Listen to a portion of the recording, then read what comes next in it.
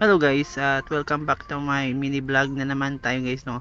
Ito guys is tikoy ito guys, no. At ngayon ko lang nalaman nga meron talagang tikoy na fried tikoy, no. So magluluto tayo dito guys, no. So nakikita niyo siya guys is mabawas na siya.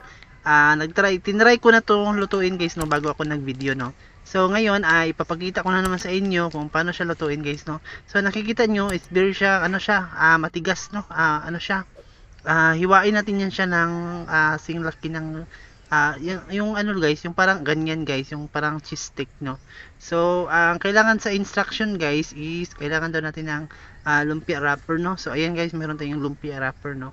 So na-try ko na yung walang lumpia wrapper guys, so na pinrito ko niya yan siya sa pero hindi siya maganda guys kasi nag-sticky siya eh.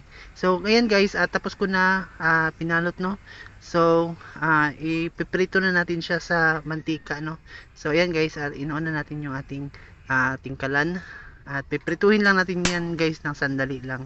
Kasi ano siya guys, once na mainitan siya guys, lumalambot siya, no, parang para siyang kalamay, no, kumbaga sa tikoy talaga siya guys.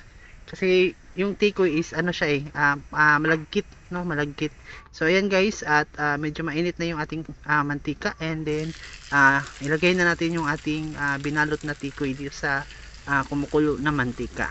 And hintayin lang natin na mag golden brown yan siya guys. At once na mag golden brown na yan guys is pwede na natin yung kainin, no. So ayan guys, at sa guys, sa pagbalot at saka paghiwa, hindi ko na pinakita kasi ako lang naman yung nagbibideo eh, wala akong taga video guys. So mahirap na wala din akong lalagayan na cellphone o lalagyanan ng cellphone na para makapag-video tayo na naghihiwa. Siguro next time guys, at gagawa akong paraan na ng mga ganitong content is meron tayong taghawak ng ating video, no. So ayan guys, at binaliktad ko na siya kasi parang okay na yan siya, at parang malapit na yan siya maluto guys, no. Kasi sandali lang naman yan maluto kasi yung lulutuin natin is yung lang, yung wrapper niya. Tapos yung sa kasi guys, yung sa loob niya, yung mismong tikoy is pag nainitan kasi yun siya guys, at is lumalambot siya, no. So ayan guys, at malapit na tayong makaluto nito, no. So konti lang muna yung guys, no, for demonstration lang nito. Kunti lang yung niluto ko muna dito para makita nyo naman kung So sa mga nakapagluto na nito, comment down below kung anong experience nyo sa ganitong luto guys, no. So ayan lang guys, at medyo brown na brown talaga yan siya guys. And tikman na natin guys, no. So guys, ito na yung ating nilutong fried tikoy, no. So para siyang lumpia or turon. So tikman natin guys. Medyo mainit pa siya guys, no.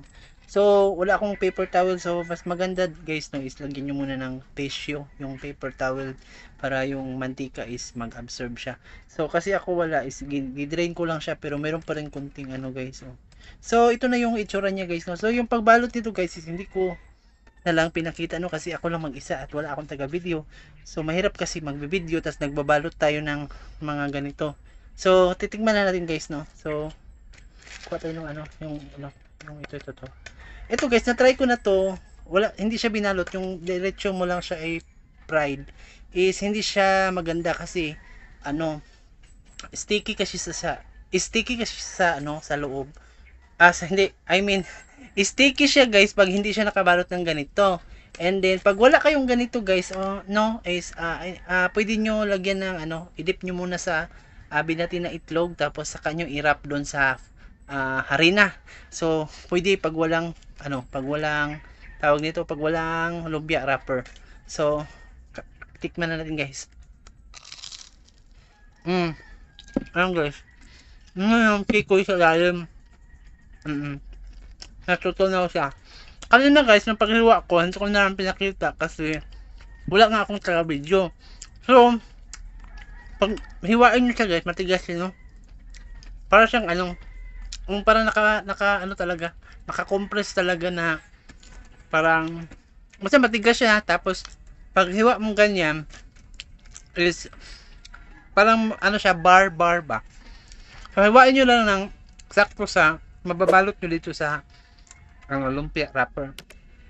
And then, sa kanya ipa siya ibalot. And then, ipiprito nyo ng ganito. So, yan guys, oh. Ang sarap siya. Oo. Ayan. Ayan guys, so, thank you sa panonood, no? And, see you sa susunod nating video. And dito na lang guys, no? Bye-bye!